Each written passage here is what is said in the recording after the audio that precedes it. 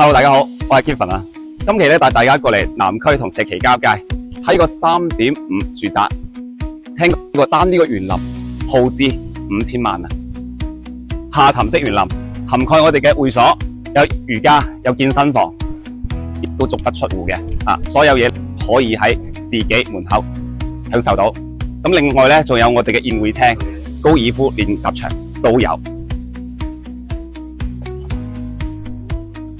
呢度係我哋小區平台嘅一部分啦。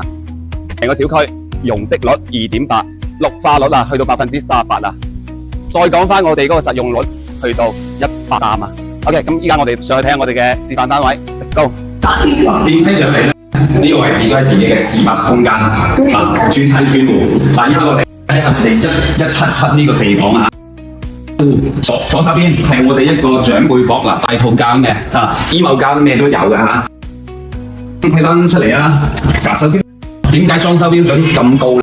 你睇下華為嘅智能系統仲有我哋東芝嘅全屋中央空調，177橫廳就係南北對入嘅大戶型。呢個陽台，你睇下呢個闊度，成10米嘅陽台，而家做咗風窗設計，咁呢個開間就比較大啦，而且仲裝咗落地玻璃，成個感覺咧出晒嚟。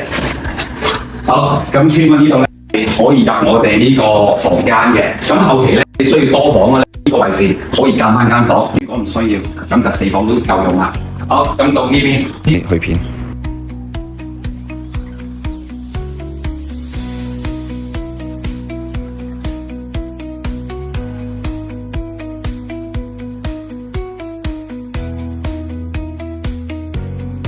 間房咧，佢哋睇完啦，裝修標準高唔高咧？